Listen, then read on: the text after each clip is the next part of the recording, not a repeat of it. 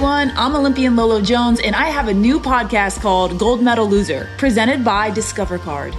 Everyone can relate to those loser moments in their life, especially when expectations are high. But here's the thing, not everyone overcomes hardships the same way. So I'll be talking to some of the most winningest people from all walks of life to learn their mentality behind their successes and failures. We'll be talking to athletes and celebrities to get their insight behind personal moments that represent the good, the bad, and the ugly. Plus, how they took these challenges and created a better version of themselves. So check this pod out because it's time to get real. Don't forget to subscribe to Gold Medal Loser on Apple, Spotify, and any preferred podcast platform.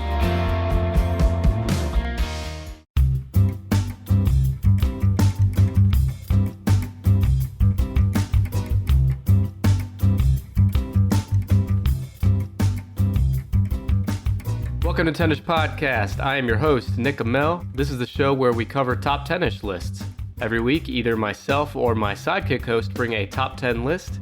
The other person doesn't know what that list is ahead of time and tries to guess items 1 through 10 of that list in real time, live with you, the beautiful folks at home. Today, I'm joined by my new guest sidekick host, Brad Choma from Doomsday, history's most dangerous podcast. Brad, how are you doing? I'm good. Brad is the host of Doomsday, like I said. It's a history lesson that disguises itself as a horror story. Brad, I sincerely am a fan of this podcast. I just finished the elephant disaster. Yeah, the episode today. The saddest episode. Why don't you give the listeners like a 30-second overview about your show? Sure. Like you said, basically, it is a history podcast, but it is retelling disasters from throughout history that have been largely forgotten or are just insane. Can confirm. The thing I love about your show is you can tell how much work you put into it. It's got sound effects and music and your sweet, sultry, sensual voice layered over a really interesting, usually, at least in my case, pretty unheard of disaster. And I was just telling you, I finished the elephant stampede of 1977 today. It's the little things, Brad, because it's not just the stampede itself with all the violence and gore and blood that comes with it and death, but also just like learning about elephants. Yeah, right. Like learning about like the size of their ears and like all the different like little tidbits like that I really appreciate. So you do a great job on your show. Thank you. Thank you. And I've always thought you guys are great too. So it's a real pleasure to be here. Wait, hang on. Did you misspeak? You thought we're great? Did you mean to say that? I'm not talking about production values. I just really like listening to you guys. Great. Well, Brad, today I'm excited because this episode we're about to record will be the first list I've guessed since Brandon was on. Every episode I've done since we've been back has been my list, so I am very interested to know what list you brought for me today to guess. All right, I wasn't going to try to make you guess anything really obscure or weird, so what I have done is I have put together a list with help from the fine folks at FEMA of the top 10-ish most disaster-prone American states. Okay. And you said 10-ish. Does that mean there's more or less than 10? There's 25. Yeah, there's 25. Gotcha. Well, there's 50 states to be fair. Yeah, but you know what? You just asked me to do this, and I wasn't going to learn every detail about everything that ever happened in every state there was, so...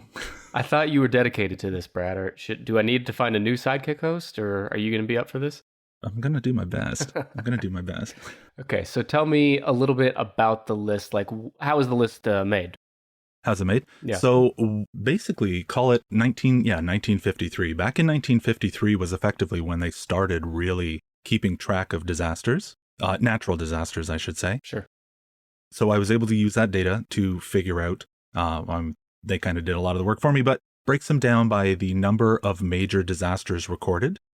And so it's kind of a funny thing. So if a state has been flooded 75 times, but the state beside it has been nuked once, you would think, okay, well, clearly the state that got nuked is obviously number one on the list, but it's not necessarily true. It all comes down to aggregate body count.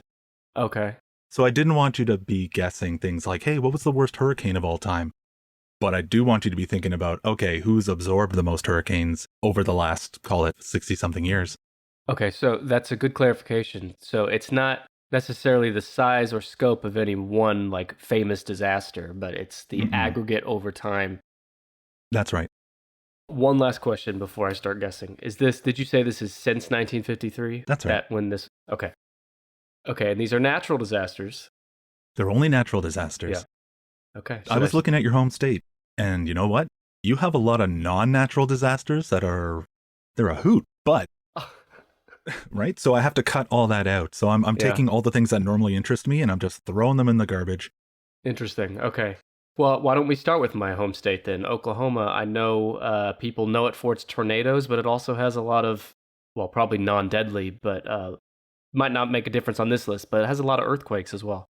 Okay, so here's a question for you. Where do you think on the list Oklahoma would sit? Okay. You're 28th by population and you're 20th for size. Listen to you. Walking encyclopedia, this guy. I will tell you that you are in the top 10. You are handily inside the top 10. I'll say we're 6. Oklahoma's number 6. Oklahoma is number 3. I knew it. Congratulations. You have had 210 major recorded disasters since 1953. Wow. Say that number again. How many? 210. 210 disasters. Wow. Okay. And so tell me how many of these ring a bell. So your favorite disasters statewide would be tornadoes, wildfires, this isn't in order, floods, blizzards, ice storms, and dust bowls. Dust bowls. But we haven't had a dust bowl since 1953, though, have we? No, but wait, hold on. Actually, your original dust bowl was... No, that was in the 30s. Yeah. Don't you feel like another one would be coming on anytime? Oh, sure, of course. I'm just expecting the worst at all times, for sure. Good. That's a great attitude. Yeah. You could be my guest host. Anytime, just say when. But yeah, Oklahoma has a lot of tornadoes. I'm going to guess that's the bulk of the big ones. So there's a good question for you. Do you believe that tornadoes would be the worst of all the available disasters? It's the reason we all know you guys so well? The way you're phrasing that question makes me second guess. But yes, I want to say Oklahoma's... I'll tell you this. No one in America ever talks about Oklahoma unless it's like when I talk to people that aren't from here, they'll either say they don't know where it is on a map, they think everyone's a cowboy, or tornadoes. So like tornadoes are one of our calling cards. So yes, tornadoes are bad here.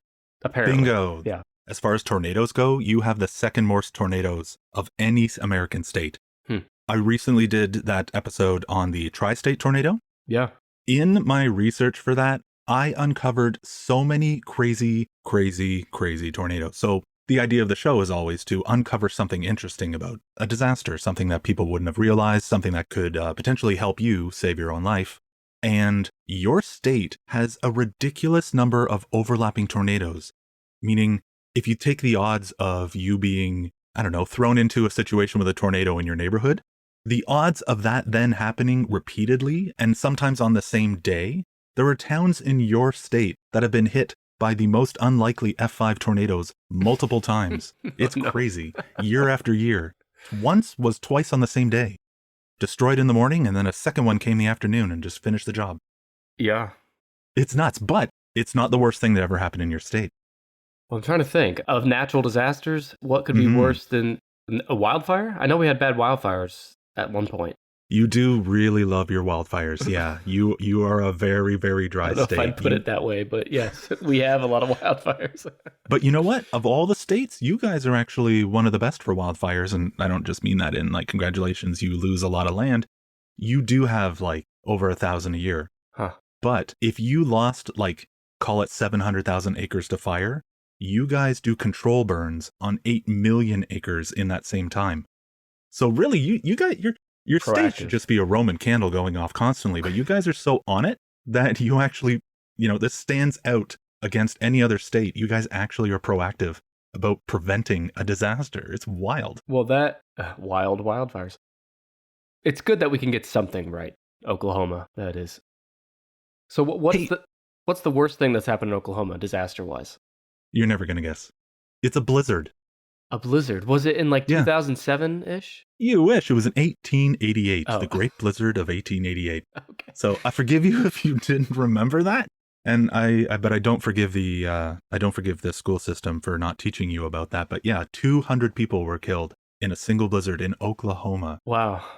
Yeah, well, our school system didn't teach us a lot of things. Like, for example, I'd never heard of the Tulsa race riots until I was an adult. But anyway, that's a whole other thing. 1888, blizzard killed 200 people in Oklahoma. See, that's the one thing about Oklahoma is we have all 4 seasons, and we get snow usually every year. But every couple of years, the snow gets really bad, and Oklahoma's never fucking prepared for it, ever.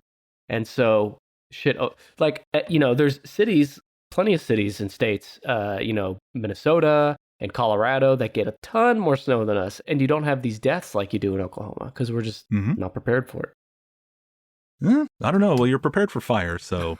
So, let's put some of that energy toward the blizzards. So, yeah. Drum roll. Where else do we want to go? Okay, so you said that Oklahoma is the second most for tornadoes, I think. Yep. So I'm going to say that the number one state for tornadoes is Kansas, maybe. Do you want more time? Is that your final answer? I'm going to guess Kansas is in the second. I'm going to guess Kansas is between 10 and 20. Yeah? So let's say 14. You're not bad. It's actually 18th. Okay, see, I've been doing this a while, Brad. Kansas has had 79 natural disasters recorded since 1953. Fucking Kansas. You and your disasters, Kansas. In fact, I'm going to tell you a little bit about Kansas, even though they're not in the top 10, so I'll be really quick. Do it. They love severe storms, floods, tornadoes, landslides, and winter storms. And, once again, you were pretty close. The deadliest thing that ever happened there was a tornado. Back in 1955, and it killed 80 people. You know, I lived in Kansas, too, before Oklahoma. If you had lived there before the 50s, and this is an interesting thing about your country, you could have died in a tornado, and you wouldn't have even known about it, because public policy was not to report on tornadoes. Why? Like, not to scare people? It's exactly, not to scare people. So and it turned, so really long story short, if I said, oh, hey, guess what? Kansas is a tornado-soaked hellhole. People won't want to move there. Developers won't want to move there. Businesses won't want to move there. So they actually made a thing saying, you know what? There's no sense panicking people. In fact, we think that panicking people will do more damage than an actual tornado. Yeah. Panicking people will do as much damage as a building being fucking ripped from its roots and thrown across the highway. Brad, does that mean that like even local newspapers couldn't report on a tornado in the town? Yeah, they called it career suicide. Wow. They would give them these flighty names like, an overactive weather system or something. Do you know when this stopped? This policy? I believe it stopped in 1950. I forget. Well, still. I'm going to say 1953. Relatively recently when you're looking at American history. And that's... Hell yes. Yeah, that's... Wow. That's wacky, right? It just kind of blew my mind a little bit. Because, like, a tornado is something that, depending on the size of the town, dozens or hundreds or thousands of people see. And, they see it in the sky. And there's damage. The buildings are all torn up and people are dead.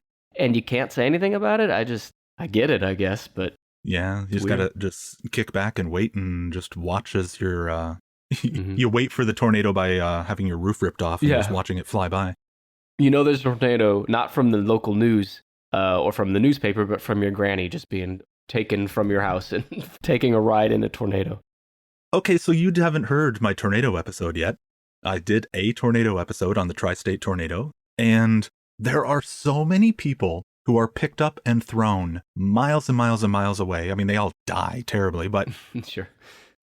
It probably was, look, I don't want to be insensitive, but it could have been fun for a few minutes. Yeah, if somebody's grandmother crashes through your kitchen window and her last words are tornado, and she's able to point a shaky finger before she passes, then that's one way to get news. I have to think, Brad, in all of human history and all the tornadoes that have come and gone, somebody's grandma has flown through somebody's roof as a result of a tornado. I have to believe that's happened. In that tornado, there was a cow that was thrown into a restaurant. Right? So these things happen. Yeah. This is like a movie or sitcom idea, like all the ways tornadoes. Yeah, we gotta hash out some beef jokes. Delivery. So Kansas is outside the top 10. Let me try to give you one in the top 10. Good luck. Go ahead. I think I know what number one is, so I'll save it. So why don't I do Florida is in the top 10. Florida is in the top 10. Where do you think it is? 2. 2? Well... Sorry, that was really uncalled for, but no, it's not 2. That's the most animated you've been so far. So judgmental. Okay, so it's not 2 is the context clue I'm taking from you. I was thinking it'd be high because of hurricanes and shit, but okay, I'll guess 7. Nope. But 9. you're close. You know what? It's 5. 5. Okay, number 5 is not that far off from number 2, Brad. Could have given me a little slack there. I could have. I just didn't. True. So Florida loves its wildfires. Florida is number 2 for hurricanes. Yeah. Which is actually, you know what? And I figured this out a while ago, the last time I was in Florida. If you went and visited the lowest point in Florida and the highest mountain in Florida, you've basically climbed like 345 feet across the entire state. It's super flat. Wow. There's nowhere you're there that's further than like 60 miles from the ocean. So it works so well for hurricanes and tidal waves and all this kind of stuff. That's an interesting stat. What do you think is the worst disaster, though? 1 second. How many disasters there? Ooh, good question. 160. 160. Okay. And your question was the worst disaster? It's got to be a hurricane. Hurricane. Yeah. Ding. Yeah. Hey, how come you don't have a bell? Probably for a good reason. Yeah. Probably because nobody wants to hear the bell. Fair enough. Okay. So Florida, they love their hurricanes, huh? They do. Actually, the funny thing is, because of the way it's situated, I should tell your audience I'm Canadian. To Canadians and the rest of the world, Florida looks like America's dong. And it's just hanging there in the ocean. Yeah. Just sort of just the tipping it into the Caribbean. Yeah. Well, they are the dong, for sure. And because of that, they get hit by 40% of every hurricane that hits America. 40% of every hurricane that hits America ends up in Florida as well. Yeah. Yeah. And because of reasons, the trend seems to be that the hurricanes are multiplying and becoming stronger. You're one of those liberal leftists, aren't you, with your agendas? I'm not saying anything. That could have been anything. That could have been anything. The thing about Florida is it's just a matter of time until it's underwater. It's on borrowed time. I cannot wait for Florida Man Sea People stories. Sea people. You know, they are going to evolve into amphibious. I know, they're not going anywhere. They are not going anywhere. You'll have Spanish sea people down by the bottom. You'll have, I don't even know what in the middle, snowbirds and whatnot. I love the idea of Florida citizens not just dying and drowning underwater, but thriving and adapting and evolving into a whole new species of water-breathing man. It's all they need. It's what they really needed this whole time. No one understands them anyway, so what the hell do they care? It's great. This is good content we're giving here. Good. So where do you want to go now? It's your country. Okay, hurricanes. I have to think if Florida's, I think you said it was number 2 for hurricane, right? That is correct. I have to think Louisiana is number 1. No. Is Louisiana in the top 10? No. Brad. What? I love gasping. Are you making things up? Nope, I am not. I promise you, I am not. Okay, Texas. Hmm. One thing about Texas is I don't even know what disasters would be there. I know they get some hurricanes, but it's just so big land-wise that you'd think it's just going to get more disasters. Yeah, well, that makes a lot of sense. It's the second largest state by area. Yeah. What's bigger, Alaska? Alaska. Yeah. That's right. I'll tell you what they get, and then you guess where they sit on the list. Sure. So the wildfires, hurricanes, floods, severe storms, tornadoes, extreme heat, drought, landslides, earthquakes, and winter storms. That's a lot. Well, it's a big place. I mean, number 4? Ooh. 2? Thought you were good at this. Well, better. 1? There you go. Bing! I couldn't have given you a better hint. I knew it. Texas. It is the most disaster-prone state in the entire country. It has had 360 disasters. Wow. Oklahoma's number 3 with 210. Right? Yeah. Texas has, what is that? Not quite, almost double. That's a lot. Yeah, some number. Exactly. That's right. Some number. Brad, I'm not sure if I'm going to invite you back on this show. Oh, damn it. Making me look bad over here. All right, tell me about Texas. The worst thing that has ever happened in Texas was a hurricane. Do you know the story of the Galveston hurricane of 1900? Probably, but I'll let you explain it to the folks at home, just in case. Damn it, I was hoping you would know more about this than I would. What I will say about the Galveston hurricane, it is not only the worst hurricane to ever hit America, it's one of the worst things to ever hit America. Really? It killed 12,000 people. No shit. This single event killed more people than every other hurricane put together since. Since 1900, so the last 122 years. Yeah. Take every other hurricane. If they had Justice League together or Voltron into something terrible, they couldn't even touch it. Now, that's a scary thought. But why? That's a crazy thought. What was it about this hurricane that made it so bad? Just the size of it? What I'm trying to remember is the reason, and yes, it was the size and the power, and it was something about the reporting back in 1900, but I want to say a lot of people were just like, look, and ran to the ocean, and Yeah, they didn't know. But good thing this hurricane didn't happen in Kansas, or else 12,000 people are dead and entire communities are destroyed, but nothing to see here. just put a for sale sign on the whole thing. So I don't think I'd heard that before about this hurricane. So that's crazy. But, it has something to do with, you said Florida is America's Winky, and I'm going to tell you that Texas is for sure America's asshole. I've only been there one time, and I was only in Fort Worth, and I was only passing through, so I can barely say that I've been to Texas, but I didn't get a vibe that way yet. Not yet. Wait till I go back. You'll get the vibe. I could sniff an a-hole in any one of your states. I'm sure I could find one in Texas.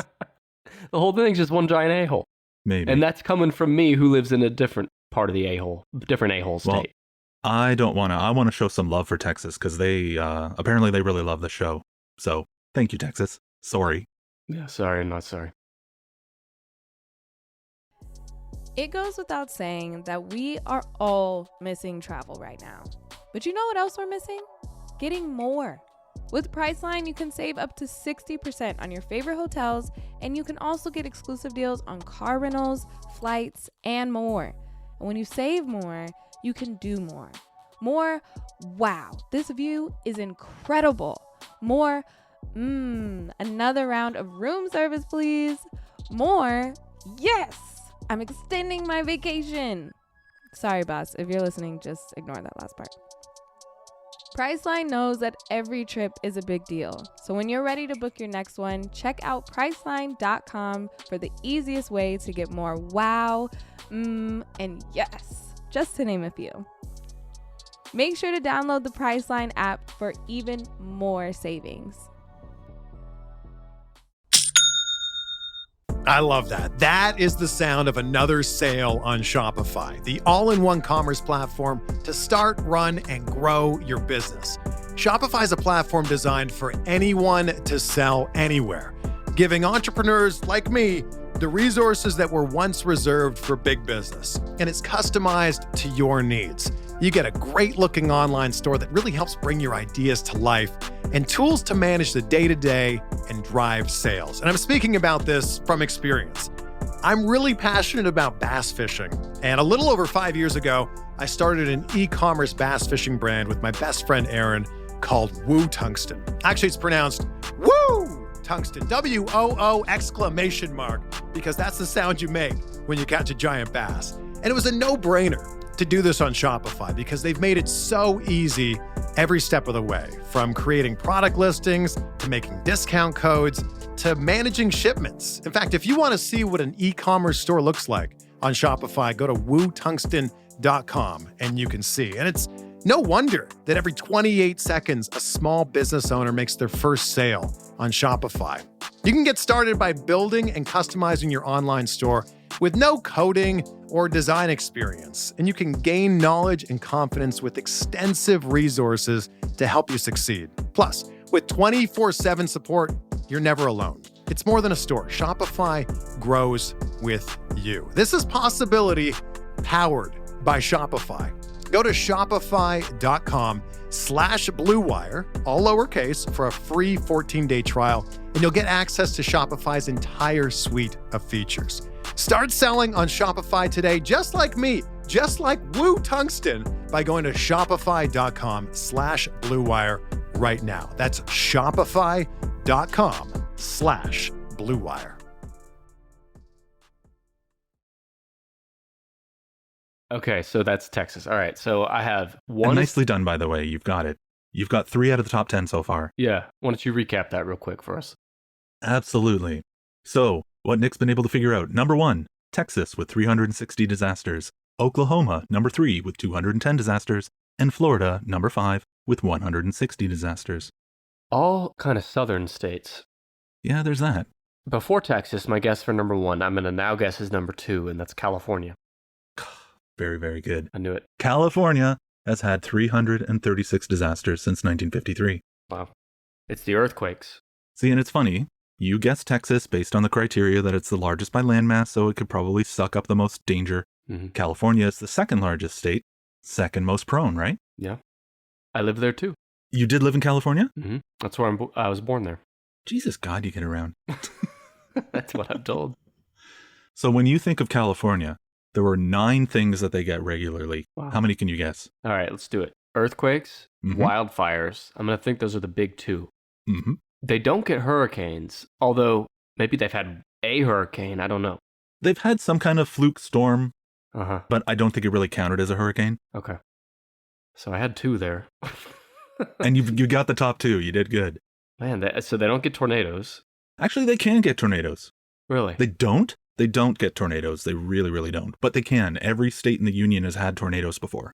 Really?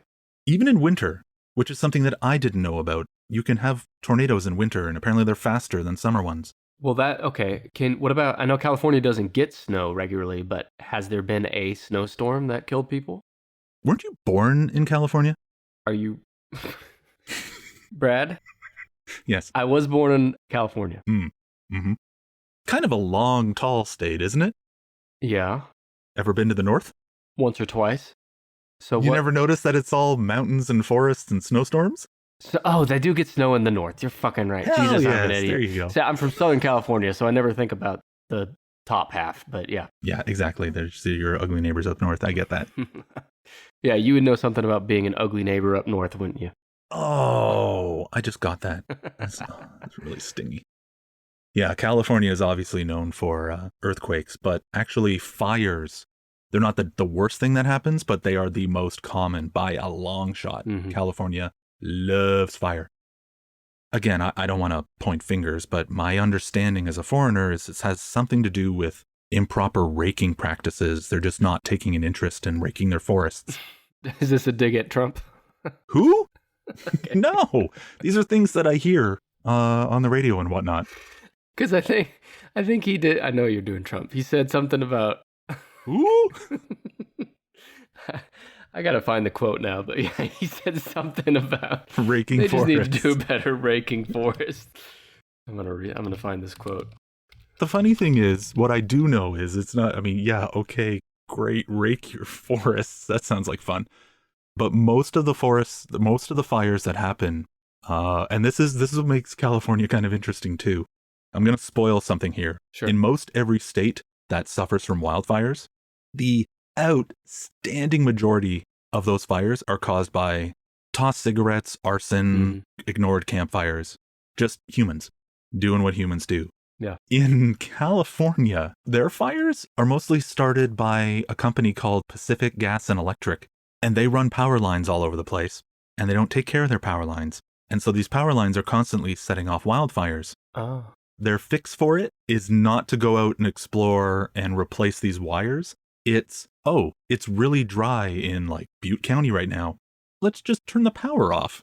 And so that's what they've been doing to prevent fires, is just shutting off people's power. This is real? This is a thing that happens to people. In California? In California. They just turn off power for however many days? Yeah. Yeah, rolling blackouts. See, when we first started the show, or maybe it might have been before we hit record, but you were saying that you are excited to have me talk about how shitty my country is. You know, I'm starting to think there was something to that. It's just such a weird thing. Like if you knew student arsonists were the number one danger to your community, and your solution is, listen, show me how you flick a lighter, and they do it, and they say, okay, what I need you to do is just do that slower. Just less often, that's all. Half an hour a day, 6 strikes per minute. If we can do that, we got to feel pretty good. Yeah. That's kind of the approach that's being taken here. Yeah. What's interesting is you told me about Oklahoma. I didn't know about that. Oklahoma's so proactive with their wildfire prevention, but California's got so much more land that's fireable. That's what happens a lot in a lot of different states, and this is kind of a clue. In a lot of different states that suffer from wildfires, a lot of it has to do with topography. So if you have a lot of valleys and mountainous areas, that's a lot of places where, I almost called it rubbish, but really what I mean is detritus? What do you call dead plants in America? rakeables, whatever you want to call it, it builds up. And then you get lightning strikes and it sets it off, or you get school kids coming by and they're obviously just fireworking off into these valleys and starting these fires. Mm-hmm. But that's why mountainous areas, these rougher areas, have a much, much worse time, both in the causes, getting into these things, and trying to fight them. Yeah, and did you call the dead rakeables before? Also, was it last year, maybe the year before, that they traced a wildfire in California back to a couple that did a gender reveal party with, I want to say like fireworks or something like that set off the fires, and they got charged and like sent to prison, or at least I didn't follow the case past that. I don't know if they're out of prison or what, but they were at least facing prison for that. Yeah, I know it's kind of state to state, and here in Canada it's province to province, but when you are the direct cause of a fire that ends up, you'd be amazed how expensive it is to actually fight a wildfire. Mm-hmm. If you're found out to be the cause, you can go to jail or you can pay. And so what'll happen in some states is they'll say, well, listen, and I think that's the story that you're talking about. They say, well, you caused $1.8 billion in damages, so we're going to dock your checks and just hope that you live to $1 million. So it's punitive, doesn't really do anything, take $200 off a check every month, but it's the kind of thing like, we're just punishing you and we're making a show. We're going to use you for the theater of saying like, yep, this is obviously what happens to people who ignorantly start fires and then walk away from them. But imagine like the high of doing a gender reveal party. And yeah, it was ill-advised and like they shouldn't have done it. But then like going from that to, oh, I'm responsible for billions of dollars in damage and lost lives. Yeah. It's just, that's a heavy thing. And for such a hacky reason. I remember now the story that you're talking about. And specifically, I believe the way it was revealed was that they had put fuel in a giant circle and they lit that on fire. And what they were doing was they were going to put the cross at the bottom or the arrow jutting diagonally out of the top to reveal like, oh, it's a boy or a girl based on the symbol. But the arrow going off the top was pointing right into a forest. And it was just like, oh, come on, man, just think it through. Yeah. It's one of those. It's one of those things too, where like they were irresponsible and they should be held to some standard. But I don't know, like it seems like a mistake that could have happened to a lot of people. I don't know. I think they should be pushed out of helicopters with survival gear and made to fight the fires themselves. Yeah, I think I read that they were doing that. Yeah. Okay, so that was California. California. You've got the top 3 already. Yeah. Texas, California, and Oklahoma. Who's number 4? So staying on the path of large states with lots of land that is just craving disaster. Mm-hmm. What about Alaska? That's a really good guess. Thank you. Sorry, I'm saying that wrong. That's a really bad guess. No. It's not in the top 10? Well, it's in the top 20. But I figure like all the blizzards and snowstorms would kill people. And you know what? They do. But they've only done it 71 times since 1953. So that puts them 25th on the list. Well, you know what else that works in Alaska's favor here is they don't have a lot of people that live there relative to other states.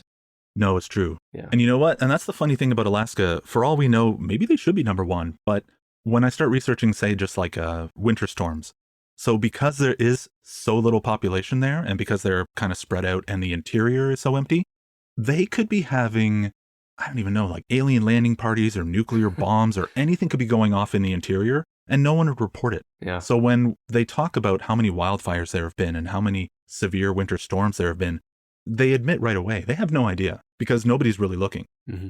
It's the largest state and it's the largest state with the most kind of untouched land. So we really have no idea how miserable it is there. No idea. And I like what you said there about could be aliens having landing parties there. Yeah, everybody's got to practice, yeah. So Brad, yes or no, have aliens been to Earth already? Your serious answer. You want my serious answer? Nah. You don't think so? No, I don't think so. They didn't build the pyramids? No. I can't follow you down that weird road. I do believe, what do I believe? I believe that the universe is too large for it to just be us. I think that's ridiculous, but I don't believe that giant, gray, black-eyed weirdos are walking around probing our butts year after year after year. You just offended some of our listeners here, some of our alien listeners. Okay, so think of it this way. Scenario. Nick, it's so great to talk to you over the computer in this fashion. I can't wait to begin recording this show with you. I think it'll be great. Or, ding dong, I've come to your house by some kind of air-based vehicle, and now I need to probe you. Gotta get those pants off. Gotta lift and move some stuff. Sure. Gotta make some readings. Well, Brad, listen, we can arrange a probing anytime. Just hit up my secretary. We will work something out. I'm going to say that aliens have been to Earth at some point, but I don't know if I truly believe they were involved in like the ancient alien shit. But I'm all for it though. If aliens want to have been here at some point and fooled around, great. yeah. Enjoy. Enjoy. They're going to be quite disappointed when they get here, especially if they visit one of these states and a disaster happens while they're there. I was about to say they'd be really disappointed if they went to state number 4. State number 4, which has to be, I'm going to go back to the other side of the country into hurricane season.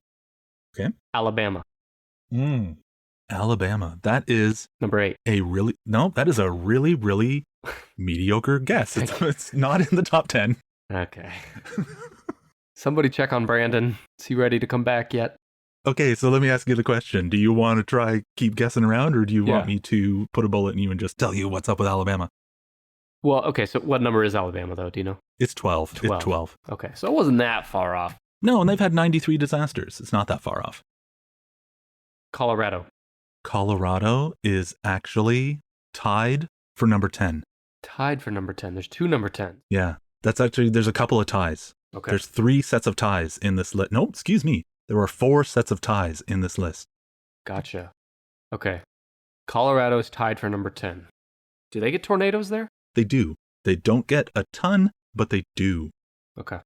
They're mostly in love with their wildfires and their crazy airport. You know, we could talk about the airport. But you keep saying these states love these things. I don't know that that's totally accurate. But I get I'm trying what to you put mean. a smile on it. What if everything was like wildfires? So sad. Yeah, that's true. It's like that meme of the dog sitting at the table drinking a coffee while there's a fire around him. That's a weird thing that I discovered too. So they apparently invented the root beer float, and they called it the Black Cow. They being Colorado, you mean? Yeah, them. They invented the Black Cow, huh? Yeah. It's more exotic. It's more I kind of like it. Yeah, no, I don't mind it. The Black Cow. Okay, there's ice cream in it, so that's where the cow is, the milk, right? Interesting. An interesting thing about Colorado is, they call it the Mile High State. Sure. Well, actually, they call it the Centennial State, but 75% of Colorado is above 10,000 feet. Yeah, well, that's crazy, but I believe it. It's up there. What do you think the big disasters would be, just based on that? Avalanche. Wrong. Okay, you misled me there. I set you up. Yeah. No, the funny thing is they don't even talk about avalanches there. Well, maybe that's because there's really no like communities like right at the base of a mountain, right? At least not in sniffing distance of an avalanche. I don't know what the fuck I'm talking about. Okay, how about rocks falling down and shit? Like not avalanches. No. Well, all right. You know what? I'm going to save the audience. Yes and no. Okay. You're describing a kind of flood made of rock. Actually, you know what? Can I tell you something off topic? No. I read a book.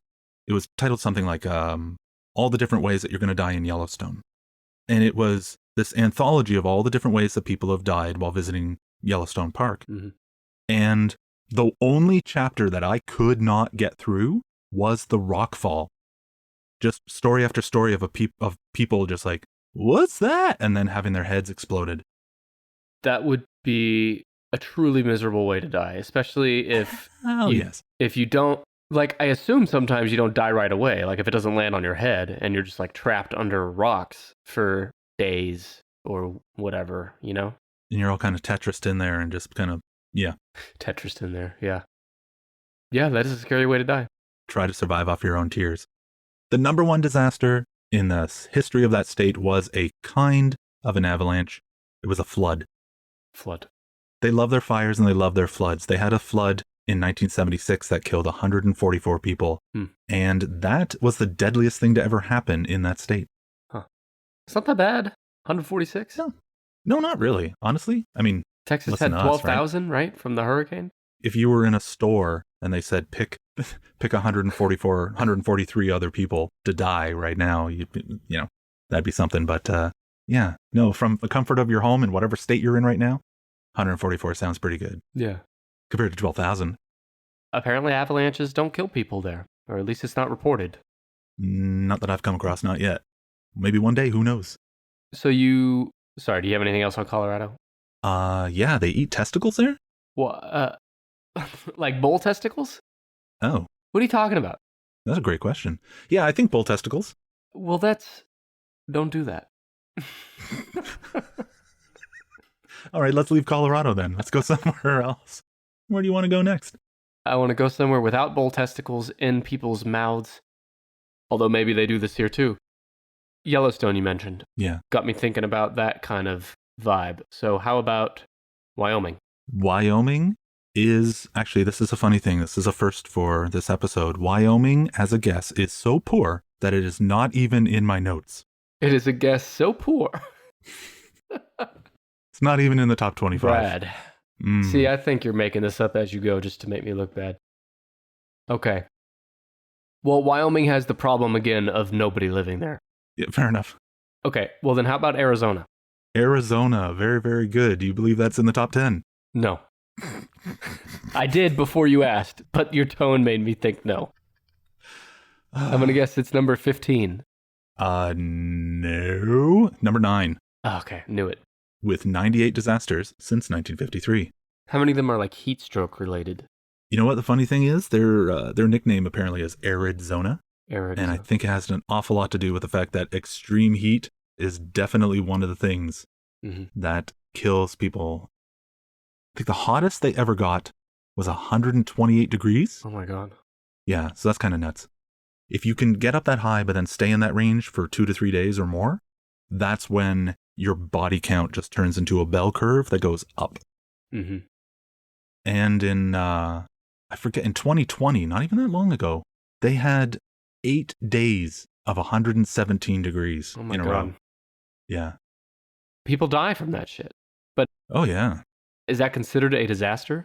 Just the hot temperature? Yes, technically, yes. Okay. Because the heat wave itself is a natural occurrence. It's like, That's true. there's so many contributing factors that can lead to an area of, just any, say, a state becoming trapped in a heat wave. And it has a lot to do with convective currents and jet streams and whatnot, trapping air patterns in areas. And so, yeah, it's perfectly natural. So what you're saying is it's not aliens controlling the atmosphere, making it hotter to pick off the human race one by one.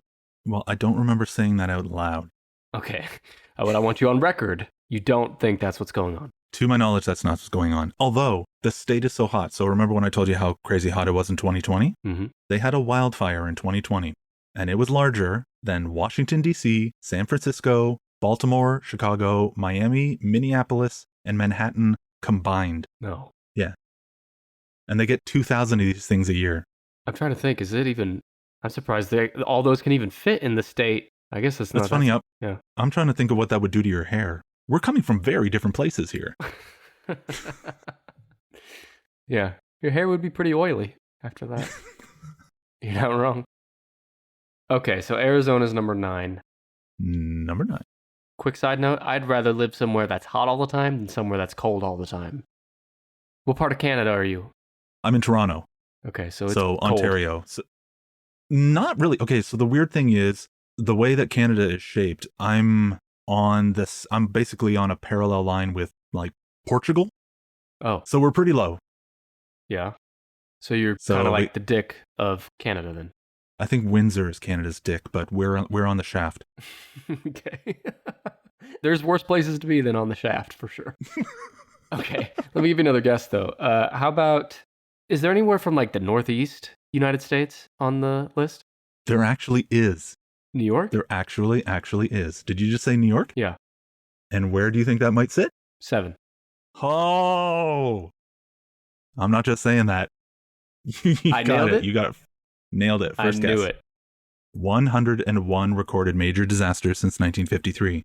A lot of that might have to do with population there being so huge. Yeah, they're fourth. They're fourth by population, but they're Mhm. only 27th by size. Yeah. So that's kind of weird.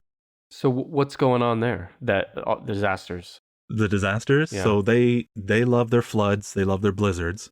Everyone thinks New York, they just think of the city, but New York State, Yeah. it's tall and it goes north. So they get blizzards, tornadoes, fires, ice storms, earthquakes, hurricanes, and heat waves. I don't think about earthquakes. But yeah, they do get hurricanes. I guess that makes sense. New York would be up there. My only personal experience of a disaster in New York, other than 9/11, are the heat waves. Because it's a concrete jungle. It gets so hot there. And they had a heat wave in 1972, and it killed, I want to say, 1,300 people. Oh my God. Yeah, it's crazy. It's still pocket change, though, compared to that Texas hurricane, though. Oh, sure. But like in living memory, 1,300 people just dying because they don't have access to air conditioning is nuts. Yeah. That's just nuts. Air conditioning is one of those things that you can really take for granted until you don't have it, right? Hey, you wanted to live in the hot place. I think it's easier to stay warm than it is to cool off. I know, but I can't deal with somewhere that's like cold and or snowy for like 8 months out of the year. Minnesota is like that, I think. It's like, and I know parts of Canada for sure. It's like 7 or 8 months out of the year are fucking cold. And then you have like the best summer ever for sure.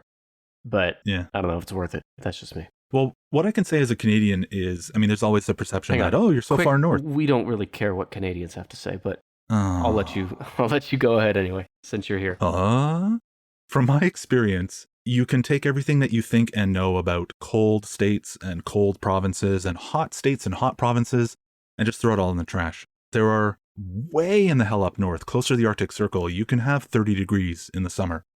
We hit 40 down here all the time. Wow. And I'll tell you that the only time that I was in New Mexico, it was snowing. It was freezing. Oh, really? What time of year was it? I think it was February or March. Wow.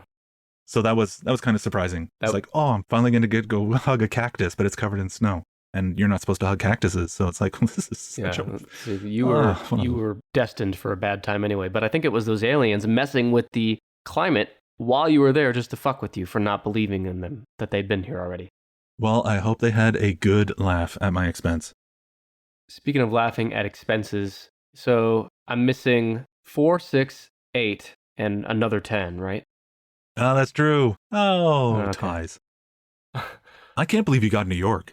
I was 100% convinced you would never go to the Northeast. Well, I didn't think so, and it took me pretty late in the episode here to get there, but hey, I'm a top 10 list expert, Brad. I could tell. You don't have to tell me, it just shows. I get it. Hi, I'm Erin Davis. Elder Wisdom, Stories from the Green Bench, began as a way for seniors, including residents at Schlegel Village's long-term care and retirement homes, to share their stories and wisdom. This podcast is a loving extension of that. It's a virtual place to share, learn, grow, laugh, and sometimes shed a tear or two. In the words of Ron Schlegel, the greatest untapped resource in Canada, if not the world, is the collective wisdom of our elders.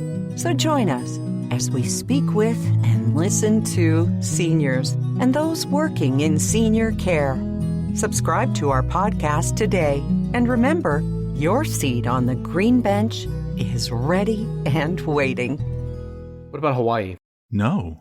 Just no. I figured they'd get lots of tropical storms. I'm sure they do. I'm absolutely sure they do. But when it comes to chalking up those major disasters, with Hawaii, you would think of mid-ocean cyclones. You would think of volcanoes. Yeah. But Hawaiian volcanoes are these shield volcanoes, and they just sort of burp out lava real slow. So burp out.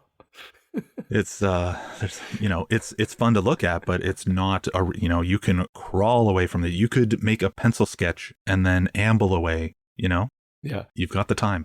I think I saw Brandon burp out some lava after that hot dog in Atlanta. So you mentioned earthquakes made me think of another state, and that's Washington State, which has had some earthquakes. Wow. Sorry, I said earthquakes. I meant volcanoes. They've had some volcanoes. That's true. They do. I'll even tell you how many, but first I want to know, where do you think they rank? The Evergreen State. Tied for 10. Oh, no. That's embarrassing. Okay. 6. No, that's also embarrassing. 4. Yes. You've done it. I knew it. Yeah, they so you're right. They sit on the ring of fire that goes around the Pacific. Mm-hmm. There's 10 volcanoes that line the state. Wow. You remember Mount St. Helens. But that's what I was about to say, is there's one that was, fairly recently. Yeah, in the 80s, and it killed a lot of people who didn't believe the volcanoes could kill them. But there's also, do you know Mount Rainier? Yeah. So Mount Rainier it's an active volcano in the same way that Mount St. Helens is an active volcano. Now, Mount St. Helens is still rumbling away, even though it really blew its top, like 40 years ago, I guess? Mm-hmm. Rainier it's due. And the difference between the two is that Mount St. Helens was kind of, off in pristine nature, whereas Mount Rainier is basically off of people's balconies, Right. It's pretty close to Seattle. It's super close to Seattle. So it's a little worrying that it could erupt at literally any time.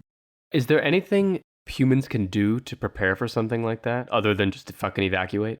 For a volcano? Yeah. Predicting volcanoes is crazy difficult. And other than evacuating, there's nothing. You can't freeze them. You can't toy with them. You can't drill into the earth and try to, create vents to relieve the pressure. There's literally nothing you can do. Have they tried? Sorry. Have they tried what? Have they tried quilting a big blanket and draping it over the open part at the top? Nick, you're beautiful. That's a great idea. What a thought. See, I don't know why these scientists don't listen to me. Like, we're here with the good ideas, and they just... We love you, volcano. Yeah. I think everybody wins that way. The volcano gets comfortable, got a blanket on it, and it doesn't erupt and kill thousands or millions of people. Yeah, that's the thing it won't do. It won't erupt and kill thousands of people. So then, in theory, Mount Rainier could erupt today, right? Oh, absolutely. Like, it wouldn't be surprising. Oh, no, it'd be surprising. You'd freak out. You'd 100% mess your pants. You'd be done. So then that means that it's very likely in our lifetimes, Brad, that will erupt. No, that's the thing. Yes? I don't know. Yeah. It could, it couldn't. There's absolutely no way to say. We're not experts here, but we're good, but we're not great. Yeah. No. And that's not even their worst problem. I don't think I said they have had 177 major disasters since they started keeping track of that kind of thing. They're number 2 for earthquakes. But they're number 1 for Bigfoot sightings. That's true. And where do you stand on Bigfoot? Big feet? I'm still going to say no. You're just a fun hater. That's my takeaway. You can tell in my tone, it really slows down and gets kind of syrupy. It does. I assume Washington's also pretty bad for wildfires. Hell yes. Washington, did I tell you this already? They love their wildfires. They love them. They can't get enough of them. But wildfires are not the worst thing that's ever happened there. I'm not going to make you guess because that takes literally 12 minutes for you to try to guess these things. So I'm going to tell you this one was an avalanche. An avalanche, okay. So Washington has avalanches, but not Colorado. Okay. Washington has volcanoes, tsunamis, mudslides, avalanches, earthquakes, floods, tornadoes, drought, landslides, and wildfires. And it rains there a lot, I'm told.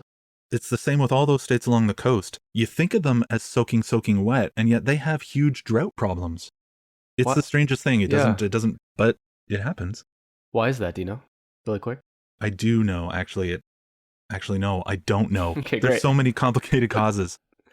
Seattle's right on the coast. Yeah. And so you get lake effect. You get this kind of lake effect weather. And so they get an awful lot of rain. But once you start to move into the interior, it starts to get foggy. But once you're in the interior, anything can happen. And because it's not heavily populated, there's nobody there raking. And so you get all this buildup. And then you get lightning strikes that no one sees. Or, again, school kids with, just vaping out in the woods or whatever.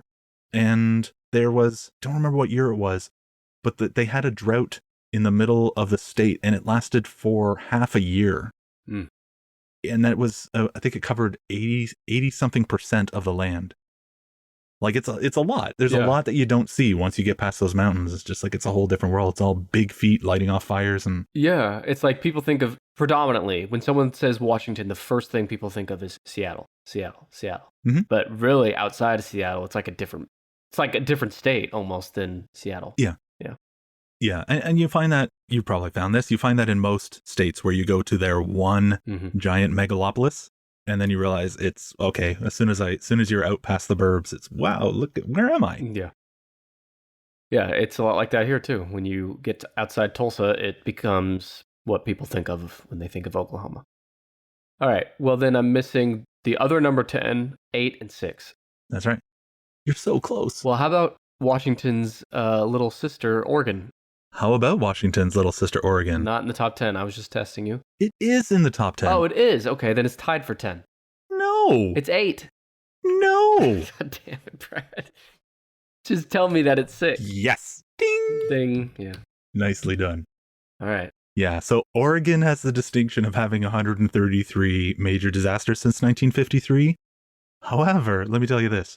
The natural disasters that they have increased 280% in the last 40 years. 280% in the last 40 years. Is there a reason? Besides, well, I don't know what they did wrong. Yeah. Pissed off their big feet and their aliens. Pissed I off don't the know. aliens. Thank you. That's what I've been saying. And you brought this shit on us when you made fun of the Greys earlier. Remember? Yeah, I did, didn't You I? called them weird? I did, didn't I? I really did, didn't I? You did.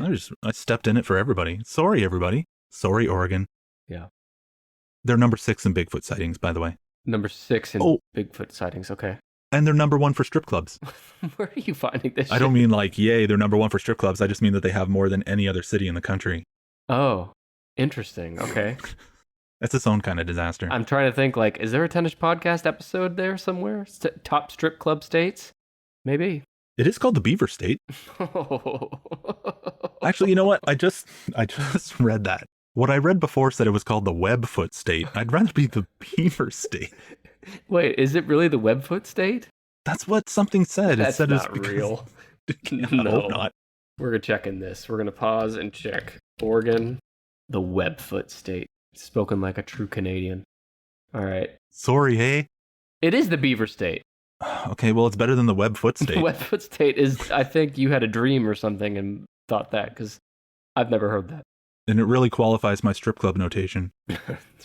True. We'll choose to believe that's accurate.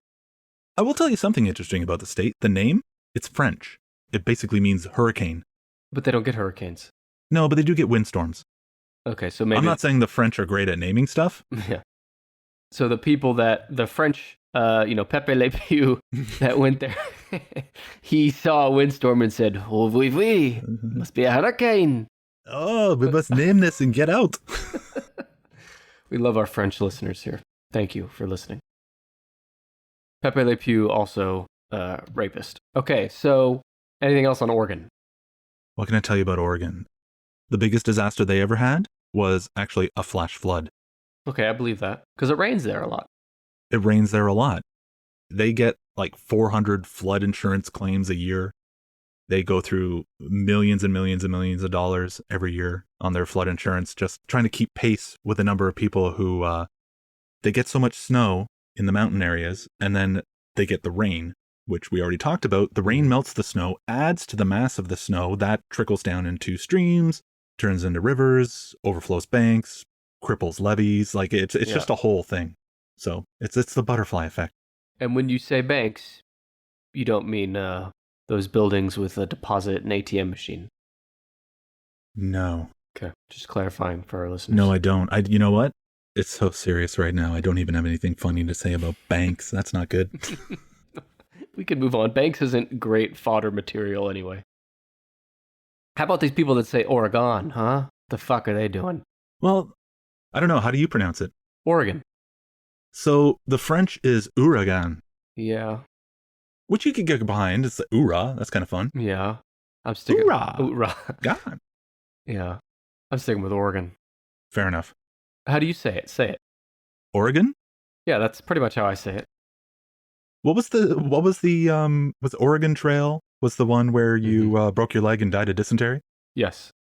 Okay, then Oregon. That's where I learned it. Oregon. Yeah. The game you're talking about, the Oregon Trail. Yeah. Yeah. Yeah. There's also a trail called the Oregon Trail. But we're talking about the game. I heard it's not that much fun. No, not recommended on Yelp for sure. On foot or on the computer. Okay, well then I just need to round out these final two here. I know Missouri gets a lot of tornadoes. Missouri does love its tornadoes. Let's see. So if you were trying to guess the 8th and the 10th, you are doing terrible. Missouri's 21st. 21st. Hey, at least it's in there. Okay. You mean inside the contiguous United States? Yes, you did correctly guess a state name. Also in the top 25, wise guy. Now, why don't you give me a hint on number 8 as far as the types of disasters they see. Oh, that's good. I was going to do an accent, but this is probably much better. We'll take the accent too. I'll give you the hint and then I'll give you the accent. Okay. Not going to give you their nickname. That's going to give it away. They're the 5th largest state, but they're 36th in population. So if that gives you a sense of what side of the country that might be on, the cattle and the sheep outnumber people. Montana? Did you already guess Montana? No. You did not guess Montana. Cattle and sheep. You're pretty close, actually. Montana is 13th. Cattle and sheep, 36th in population. Oh, and to throw you, Uh-huh. the worst thing to ever happen there was a blizzard. Now, by telling you that I'm throwing you there, you should hone in on exactly the wrong part of the country. Is it the Southwest? Is? Nevada? Oh, you're so close. New Mexico? Yes. 100 major disasters since 1953. Yeah. So when you think of New Mexico, when you think of that whole area, you're thinking Breaking Bad. heat, drought, drugs, tornadoes, wildfires, floods, that kind of thing. Yeah. The worst thing that ever happened there was a blizzard. Blizzard. Was that the year that you were there? That's pretty clever. No, but it was close to it was close to the time that I was there, actually. It was in 1967. And how many people did that kill? 51. Okay. That Texas hurricane's still laughing at that. 51. Yeah, Come on, kinda. I find that in my couch, it says. Okay, New Mexico. Yeah, I am surprised it is in the top 10 here when other states like Alabama and Kansas aren't. Yeah, so the states that you would think, a lot of these states, you said Louisiana earlier. Yeah, I did. 90 major disasters.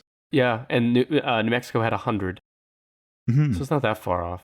But it's not what you'd think because you don't think of New Mexico as sitting right on the Gulf. No, right, exactly. And people don't think about New Mexico for tornadoes. I mean, I'm sure they get them. They don't think about New Mexico for blizzards, obviously. So it's just, I think it goes under the disaster radar in most people's minds. And that actually does happen in several states where it is it's the hottest place in America and people are dying because it's too cold.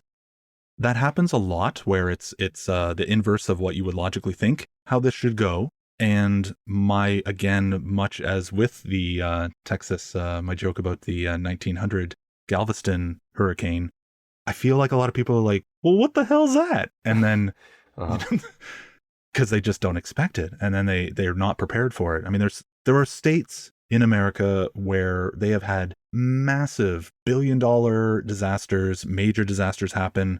And the cause was a centimeter, a quarter of an inch of snow fell on the ground and everybody's cars flipped over sideways. Right. That's kind of what I was getting at early in the episode when I said Oklahoma's never prepared for snow. Like you get an embarrassingly small amount of snow and ice on the ground. In some states, it'd be nothing, but in Oklahoma, it leads to car accidents. And so I'm sure it's that way in other states too.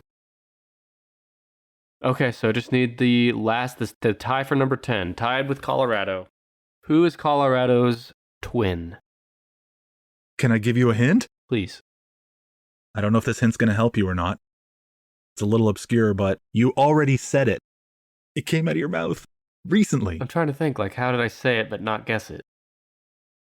Oh, Minnesota. No. Oh, Minnesota? I mentioned Minnesota somewhere. Nevada? Yes. Nevada. Ding. Number 10. You got it. The Silver State. See, I don't need a bell sound because I'll just isolate your bell sound and use it in all episodes going forward. You know what I actually want to do is set up a YouTube thing for my show where I show the behind-the-scenes Dolby of how sound effects are made. Like when you hear people being stabbed and you hear bones breaking and all that kind of stuff. I want to get behind the scenes and show how those sounds are created. Which is really I log on to watch your YouTube video and it's literally just you breaking someone's leg and then capturing the audio. Yeah, and then just waving a whole thing of lettuce or a whole thing of celery, like, oops. That sounds like a great idea, though, because your show, I gotta think, dozens of sound effects in every episode. Yeah. So yeah, you nailed it. You've got the top 10. What's the biggest thing to happen in Nevada, though? The biggest thing in Nevada was a heat wave. Heat wave, okay. But, okay, so here's sense. the thing. Tied for number 10, 96 major disasters. The largest thing to happen to them was a heat wave, but it only killed 17 people. So what it makes me think is they have low fatalities for these events, but they have a ridiculous number of events to make up for that in order to make the calculus work. Sure. Yeah, they must. Hey, it's a hot, weird place. And what's the weirdest? Oh, I'll tell you. The strangest thing about Nevada, and you're going to think I'm lying, they have 9 volcanoes. I think you're lying. I think you're wise to say that, but I'm not. They actually have 9 different volcanoes in there. They're all supposed to be extinct, but they have a lot of hot springs and hydrothermal vents and all that kind of geothermal volcanic activity is still going on. But they don't, they've got steamboat springs where you can go and have a lovely day, but they don't Right. they don't say like, oh yeah, by the way, you might have been wise to not book a return ticket because you don't know if this thing's going to explode. But I assure everyone in Nevada, you're not going to explode. It won't happen anytime soon. And one of the takeaways from this episode is that everyone's dying of a volcano very soon, anytime. Oh, well, I can help with that too. Dear listeners, if you are looking to not die in a volcano, where you would like to relocate is Buffalo, New York. It's actually just right across the lake from where we are. But if you take all of the different volcanic patterns across North America, Buffalo is as far away as you can get from an active or potentially active volcano on the continent. Now, on the downside, you're living in Buffalo. Yeah, I was about to say that. Just kidding. I'm sorry, Buffalo. I love you. I'm indifferent to you, Buffalo, but doesn't say it's not on my top 10 list for living. But I'm sure Oklahoma's not on yours either, so it works out. Brad, take us back through the top 10 here. All right, top 10. Tied for 10th, Colorado and Nevada. Number 9, Arizona. Number 8, New Mexico. Number 7, New York. Number 6, Oregon. Number 5, Florida. Number 4, Washington State. Number 3, Oklahoma. Number 2, California. And number 1, with 360 major disasters, Texas. And it's not just 360 major disasters, it's also the most major disaster, That's true. I assume, in the country, right? Or at least since 1953, of the hurricane that killed 12,000 people. Yeah, So until Yellowstone explodes, it's as bad as you're going to get. there's more explosion prophecies from Brad to look forward to on this episode. Yeah, I'm not really into the big feet and the aliens, but I am into the explosion prophecies. Yeah.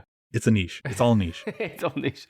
Yeah, it's coming. It's just it's not if, it's when. That's a great way to end. It's time for a quick detour to look at some podcast reviews that have come in. Every week on the show, I read reviews from listeners just like you, and I'm going to start this week with Joan Diamond on Apple Podcast. Joan said, "In a world where we love to know the best, these hosts offer a fun take on the top list of just about everything. Their jokes will leave you laughing, and lists will have you guessing along with them. It's worth having on your weekly podcast playlist." Thank you, Joan, and yes, the lists will keep you guessing along with us, and hopefully you do better than I did on today's episode. The next review comes from Never Not a Fan on Apple. They say, "There is literally nothing I like more in this world than top 10 lists." Really? Nothing in the entire world you like more than top 10 lists? I mean, I like top 10 lists too, don't get me wrong, but in the whole world? Anything? Literally? I don't know. Anyway, they continue, "And to have an entire podcast dedicated to top 10 lists that I can listen to on my way to work, nothing could be better." Again, nothing? I mean, I appreciate it, believe me, but there are things better than our show. The show is great, the hosts are great, and the topics are always spot on. Definitely on my personal top 10 list. All right, well, Never Not a Fan, you said there is nothing, literally nothing better than listening to us, so I'm going to hold you to that and make sure you listen to us for the rest of your life. Thank you for the reviews. If you want me to read your review on a future episode, you can leave a 5-star rating and a review on Apple Podcast, on Podchaser, or on the Good Pods app, and I will read it no matter what it says. All right, let's get back to the episode. Brad, I think this list was amazing, and I think I'm looking forward to dying in fiery volcanic hell. But before we go, I want to give you a chance to, if there's anything else you want to say about your pod, maybe highlight some recent episodes or episodes that you know are coming out soon. Just tell people about that and where to find your show.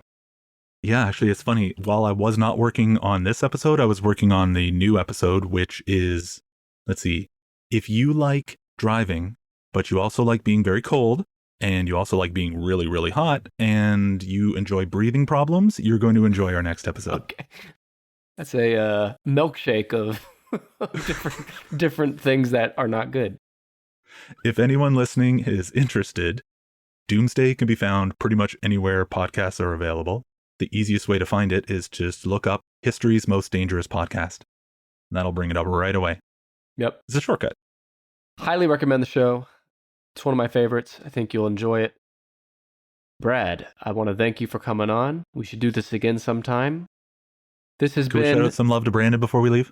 I feel like I've done that, but if you'd All like right. to give some shout out, go ahead. All right.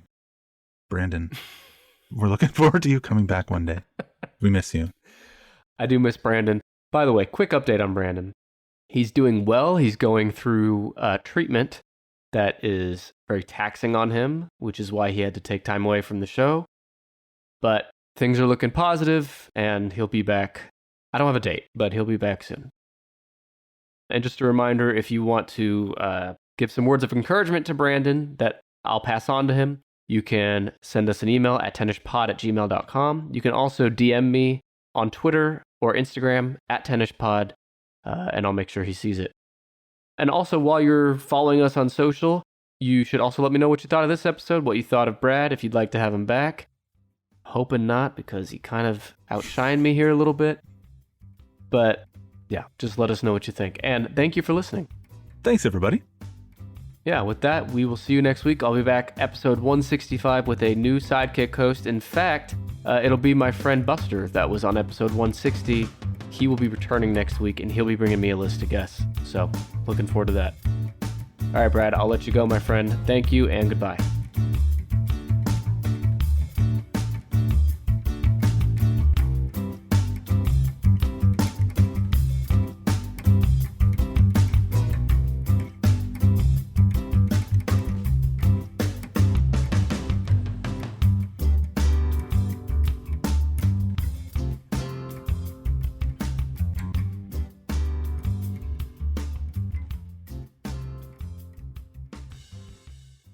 I'm Amira Rose Davis, historian and co-host of the sports podcast Burn It All Down. And now I'm hosting the new season of American Prodigy, all about Black girls in gymnastics. For the last 40 years, Black gymnasts have moved from the margins to the core of the sport and changed gymnastics along the way. Now, they tell their stories. You'll meet trailblazers like Diane Durham, superstars like Jordan Childs, and everyone in between. Listen to American Prodigies on Apple Podcasts, Spotify, Stitcher, or wherever you get your podcasts.